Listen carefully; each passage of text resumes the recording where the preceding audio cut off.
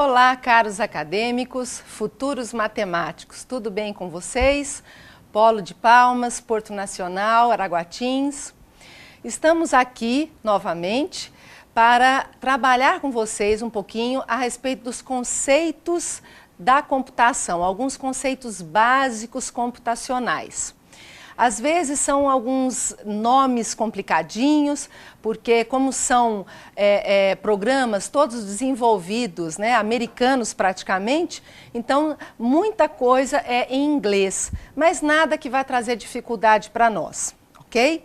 Então vamos trabalhar hoje, a nossa equipe de informática básica, esses conceitos básicos. É a respeito dessa semana já que vem acontecendo, certo? Que nós estamos cursando e nós procuramos caprichar nas atividades. Há várias atividades no Educa, no nosso ambiente virtual, trabalhando com vocês esses conceitos básicos. Colocamos também 2 fóruns muito bons, um professor que nós chamamos de concurseiro, mas que está muito habilitado a conversar sobre esses conceitos básicos. Ele até mesmo aprofunda um pouco mais do que está no nosso capítulo, mas nós decidimos escolher esses 2 vídeos porque ele enriquece para vocês, né, nessa parte de conhecimento. Eu acho que é imprescindível que a gente aprofunde sempre um pouco mais além daquilo que a gente apresenta no próprio capítulo do material impresso inserido no Educa, ok? Então vamos lá. Os conceitos básicos de computação. A informática, como já disse a vocês, é a informação automática. O computador, como equipamento, é aquele que trata da informação. E qual seria a matéria-prima da informação? É a coleta, o tratamento e disseminação dos dados, com a finalidade de gerar a informação. Então veja, essa era uma questão de uma de nossas atividades. Dados e informação. Há uma diferença. Os dados sozinhos não querem me dizer nada. Soltos, eles podem atribuir uma série de informações, contextos variados. Sozinho ele não tem significado. Agora, a informação, ela sim, te traz um significado, um sentido, uma percepção voltada para um contexto, certo? Então, ela é o tratamento, é o conjunto desses dados. Então, existe um significado importante dessa informação. Ok? Essa é a grande diferença aí entre esses 2 termos nessa nomenclatura. O computador é uma máquina formada por um conjunto de equipamentos eletrônicos, cada um com sua tarefa específica e um mínimo de intervenção humana. Quanto mais o computador trouxer funções diferenciadas, que exija o mínimo de intervenção nossa, melhor será o programa. É sinal que muita coisa ele resolve, certo? Então é muito importante essa frase aí, com o mínimo de intervenção humana. Antigamente, se a gente quisesse fazer um trabalho, como numa máquina de datilografia, Deus me livre, né? Para a gente desenhar, como é que faria para montar um livro? Vocês já imaginaram a mão de obra que era para fazer uma obra? E hoje a gente tem um computador que nos ajuda. Veja como que o computador hoje traz nos filmes, né, as montagens dos desenhos. Então facilitou muito. É nesse sentido que a gente diz o mínimo de intervenção humana. Outra coisa importante do computador, ele é responsável por tratar e interpretar as informações que são fornecidas pelo usuário. É o usuário, sou eu, é você, que colocamos as informações, que colocamos os dados. Um sistema de um computador é constituído de 2 partes principais, o hardware e o software. Então nós vamos ver agora a diferença entre essas 2 partes, né? O HD e o software. Então vamos lá, as partes do computador. A parte principal, o próprio nome já diz aí, né? A placa-mãe é aquela que manda em todo mundo, né? Então, nós somos muito importantes mesmo.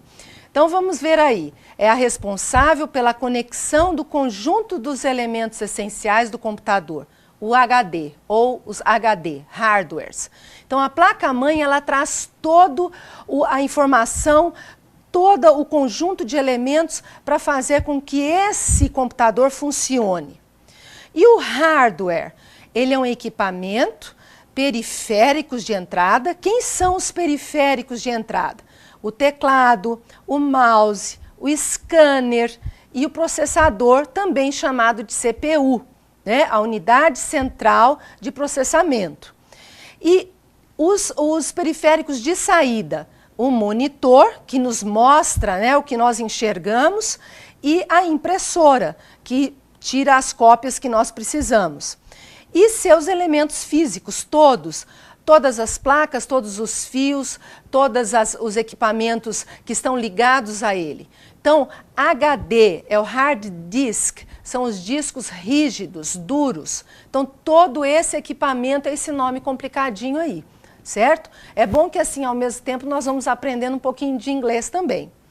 E os softwares, o que são esses softwares?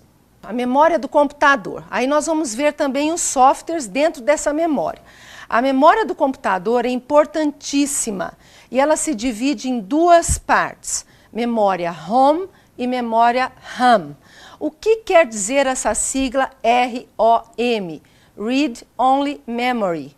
Ela não perde as informações quando nós desligamos o computador. Então, aquele reloginho que eu tenho no canto da minha tela, certo?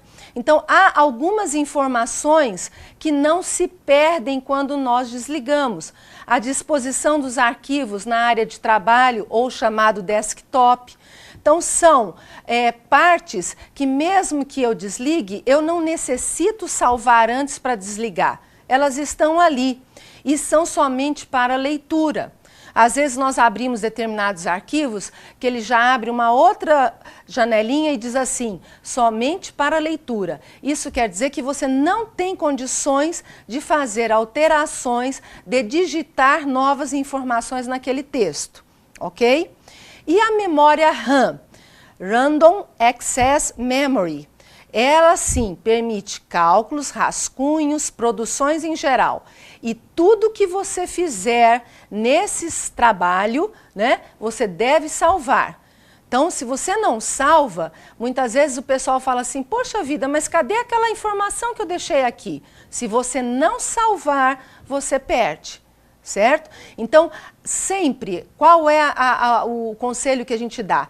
Quando você está produzindo um texto, fazendo uma prova, enfim, qualquer trabalho no computador, você deve, ao digitar cada parágrafo, você deve acostumar-se a salvar pequenos trechos de cada vez. Nunca deixe para salvar somente no final, senão é arriscado você perder o trabalho. Pode dar algum problema no computador, faltar energia, que para nós não é difícil, né? Ainda mais no interior, e a gente acabar perdendo todo um trabalho, às vezes de 1, 2, 3 horas ou até mais do que isso, ok? O disco rígido, o HD que eu falava há pouco, hard disk, ele armazena todas as nossas informações, mas periodicamente, olha aí que eu estou colocando novamente, é importante realizarmos o salvamento ou backups desses trabalhos. E o software? O que são esses software? São os programas que instruem o computador, certo? Então, há programas que nós instalamos que dizem o que o computador, já com as ferramentas que existem nele, o que vai ser feito. Então, existem hoje softwares, programas da área de matemática riquíssimos que nós podemos estar fazendo, por exemplo, com os alunos na aula de desenho geométrico, construindo figuras de desenho geométrico. Né? Construindo um triângulo equilátero, tirando suas medidas, estabelecendo as relações métricas, enfim, é muito interessante. Então, cada vez mais nós devemos ir conhecendo os programas acessíveis. Nós vamos buscar, a nossa equipe, tentar mostrar para vocês alguns links e onde que vocês podem baixar determinados programas, tá certo? E os sistemas operacionais? São os comandos para esses softwares, gerenciando o computador para que os programas possam rodar, ou seja, para que os programas possam funcionar. Existem programas utilitários, né, que são úteis, como a própria palavra menciona, que, por exemplo, no caso de antivírus, que a gente coloca para rodar para proteger nosso computador e todos os arquivos que nós temos inseridos nele, na nossa máquina. E existem os softwares aplicativos, como por exemplo as planilhas, onde nós fazemos trabalhos. Então, por exemplo, no Excel, nós temos várias planilhas e podemos fazer cálculos, estabelecer, por exemplo, relação de alunos com as notas, fazer o somatório de médias, enfim, eu faço com que meus dados, que eu como usuária coloque, né, e que eu obtenha resultados desses dados. Aí ele passa a ser uma informação. Então aqui a equipe buscou trabalhar com vocês aquilo que é essencial. Na nossa apostila, no material impresso lá no Educa, existem alguns outros dados que explicam, por exemplo, as funções do teclado. F1, F2, F3 e assim por diante. O que quer dizer cada função dessa? O que quer dizer a tecla Del, a tecla Alt, né? A tabulação, vocês têm os números, enfim, vários, além de todo o alfabeto, sinais gráficos. É interessante, gente, sempre assim, muitas vezes tem pessoas que vão à aula de informática para aprender a lidar com o computador. Somente isso não adianta também. É imprescindível que tenhamos sempre, primeiro, tirar esse preconceito com a máquina, o medo de utilizar a máquina.